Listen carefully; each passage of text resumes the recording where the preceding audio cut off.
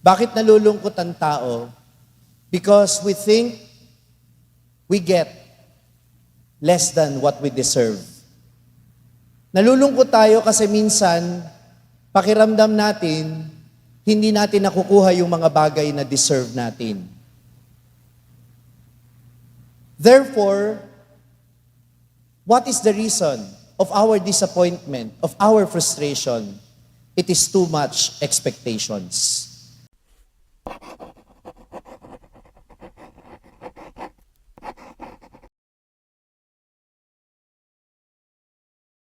Sumainyo ang Panginoon. At sumayo Ang mabuting balita ng Panginoon ayon kay San Juan. papuri sa iyo, Panginoon.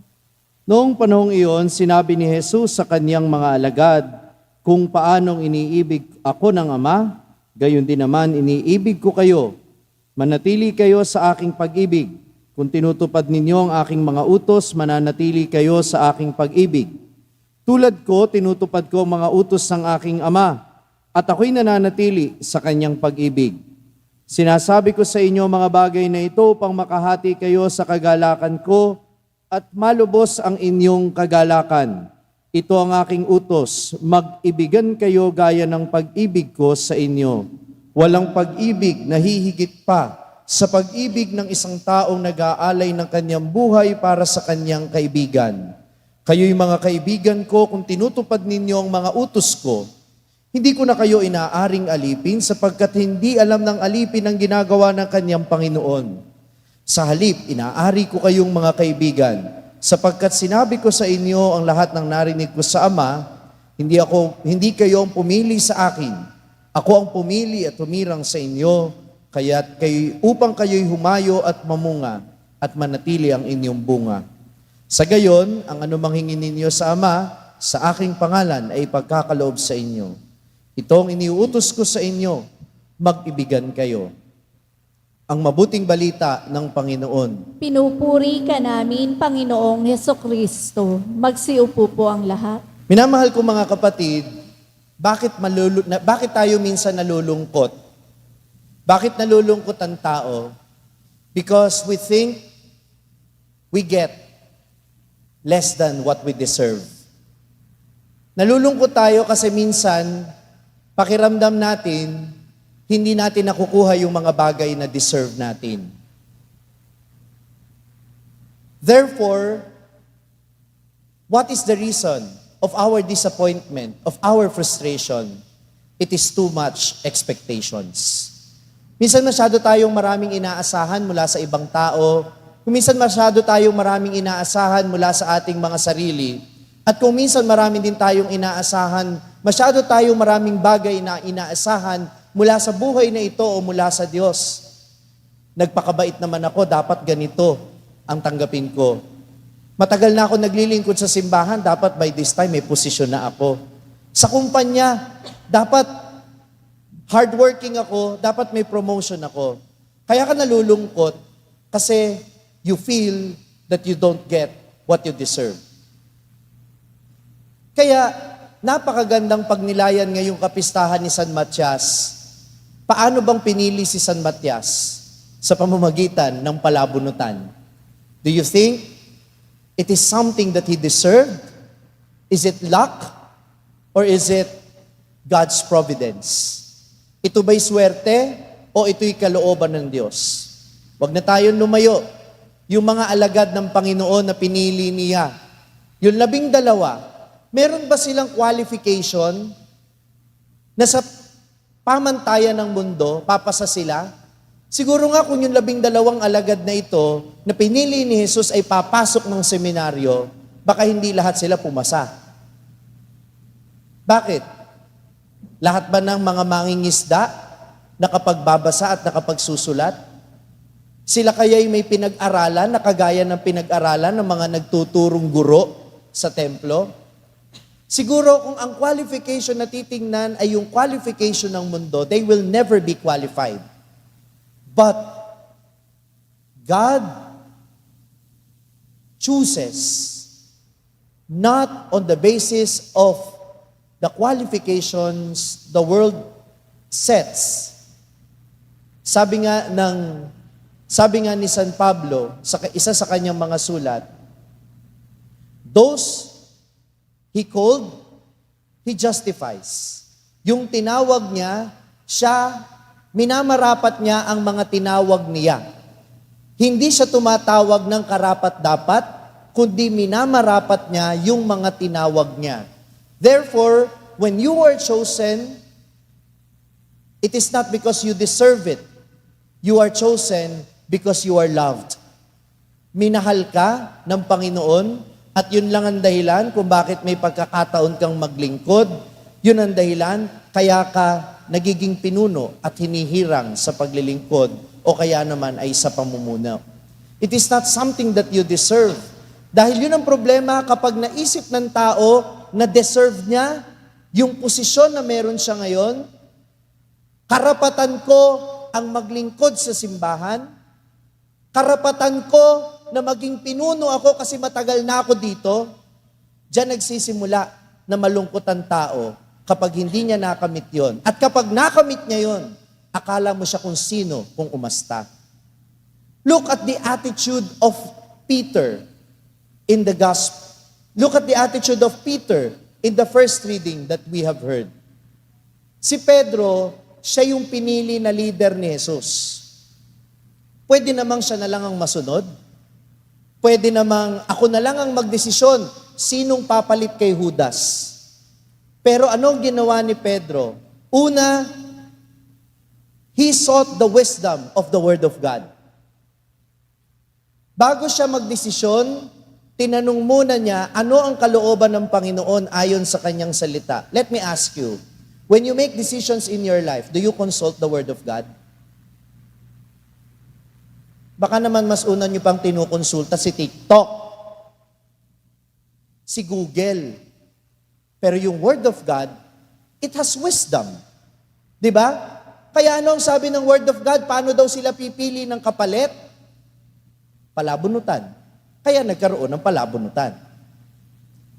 Pwedeng magdesisyon si Pedro na siya lang at i-impose niya yung desisyon niya. Pero anong ginawa niya? Bukod sa pagkonsulta sa salita ng Diyos, number 2, kumonsulta siya sa community. Sana maintindihan ng mga nagseserve sa simbahan, once upon a time, walang PPC. Once upon a time, walang church organizations. Ang nagdedesisyon, lahat pare. Kaya yung konsultahin ng pari yung mga tao, hindi yan karapatan ng mga tao. Yan ay pribilehiyo. Kaya, dapat magpakababang loob yung mga tao at magpasalamat na kahit papano nakukonsulta sila. At dapat magpakababang loob din yung pari sa katotohanan na hindi niya alam ang lahat, kaya kailangan niya ikonsulta yung desisyon niya sa iba. At ganun si Pedro. Alam niyang hindi niya alam ang lahat, kaya marunong siyang magpakababang loob. He is not entitled to his power, so he shared the responsibility to other people. At yan yung mga taong hindi insecure sa sarili, yung kaya niyang i-delegate yung kapangyarihan, yung marunong siyang magkonsulta at makinig sa iba. Are you listening to me? We are learning leadership from Peter and the early disciples, yung mga mabababang loob na klase ng pinuno. Marunong kumonsulta sa kalooban ng Diyos sa pamamagitan ng kanyang salita. Pangalawa, mababang loob, hindi niya alam ang lahat, kaya marunong kumonsulta sa kanyang kapwa-tao. At pangatlo, ang kanyang desisyon, ipinagkakatiwala niya sa Panginoon. Once the community have decided, pumili sila ng dalawa, si Justo at saka si Matias. Nagdasal sila sa Espiritu Santo, ang sabi nila, sana ang mabunot ay kung sino ang gusto ng Panginoon. Therefore, they surrendered the decision to the Lord. Alam ninyo kung minsan bakit nagkakagalit-galit ang mga officers ng mga samahang pansimbahan? Kung minsan bakit nagkakagalit ang mga magkakapamilya? Kung minsan ba't nakakagalit ng pare, yung PPC? Tanong nyo sa akin, bakit?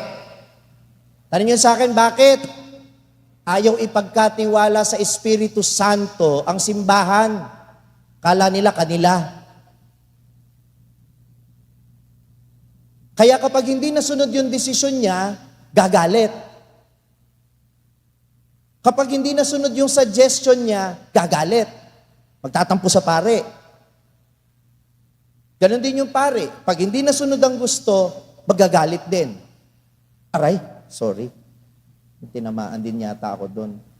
Pero yun ay paalala sa ating lahat, minamahal ko mga kapatid, na sa harap ng Diyos, pari man o laiko, pinuno man o lingkod, taong simbahan man o hindi, wala tayong karapatang maging mayabang. Tama o mali? Because the opportunity to serve and the opportunity to lead in the church is not a right, but a privilege. Ako ang pumili sa inyo, hindi kayo ang pumili sa akin.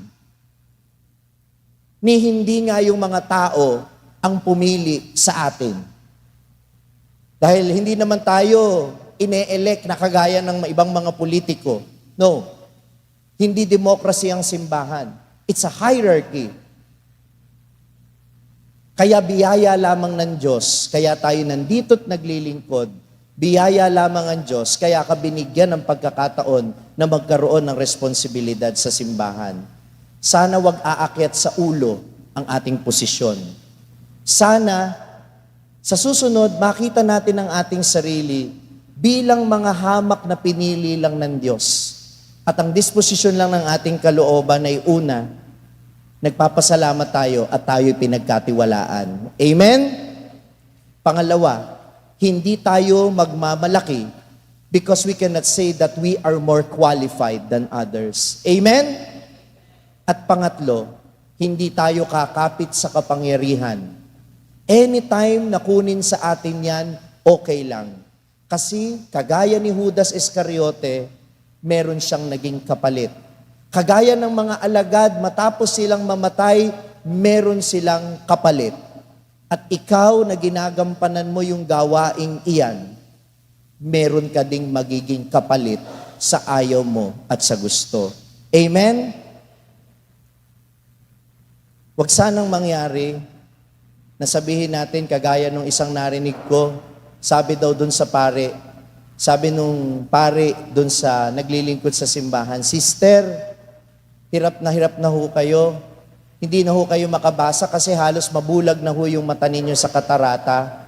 Pwede ho bang wag muna kayong mag-lector, mag-commentator na lang po muna kayo kasi hindi na ho kayo makabasa." Minsan po kung ano-ano na ho kasi nababasa. Si San Pablo nakapunta na ng Antique. Antioquia pala. Si San Pablo nakapunta na rin ng Pilipinas. Pilipos pala. At yung pinakamatindi sa lahat, naging magpenpal pala si San Pedro at San Pablo sapagkat sumulat si San Pablo kay Pedro. Kaya sabi ng pare, baka pwede ho mag-commentator na lang kayo, at least kabisado ninyo. Alam niyo, sabi nung sister, tanong niya sa akin, mamamatay muna ho ako bago ko iwanan ang paglelektor. Ay huwag kayong magbiro sa harap ng pare. After 2 weeks, namatay ang lektor. Di ko sinasabing malas makipag-away sa pare. I am not warning you. Nakwento ko lang. Pero ang punto, huwag tayong magmalaki. Sapagkat sa harap ng Diyos, lahat tayo minahal lang. At dahil tayo minamahal, tayo pinagkatiwalaan. At kung tayo pinagkatiwalaan, gawin lang natin ang dapat nating ginagampanan, huwag tayong maging mayabang, magpasalamat lang tayo sa pagkakataong ibinigay sa atin. Amen. Na-inspire ka ba sa narinig mong mensahe ng ating pagninilay ngayon? Abay, huwag mong sarilinin yan. Ibahagi mo, ishare mo ang message nito sa iyong mga pamilya at mga kaibigan. Sabi nga namin dito sa SMS, share the message of salvation. At huwag mo kalimutan na mag-subscribe dito sa ating YouTube channel para manatili kang updated sa mga contents natin. At bisitahin din at i-like ang ating iba pang mga social media platforms sa TikTok, Facebook, at Instagram. Hanapin lamang ang Sa Madaling Sabi ni Father Franz Dizon. Mapapakinggan din po ninyo ang araw-araw kong pagninilay sa #1 Catholic meditation app sa mundo na ginagamit na ngayon ng 2 milyon mahigit ng mga Pilipino sa buong mundo. Ito ang Hallow app. Kung ida-download ninyo ito ngayon ng libre, ay makaka-access pa kayo sa 10,000 plus contents nito sa loob ng 90 days. Gamitin lamang ang code na FRFRANZ o Father Franz. hallow.com/FRFRANZ. At sama-sama po tayong magpalalim ng ating pananampalataya at uulitin ko, ibahagi natin ito sa iba. Muli, ako po si Father Franz Dizon at ito po ang Sa Madaling Sabi, sharing the message of salvation.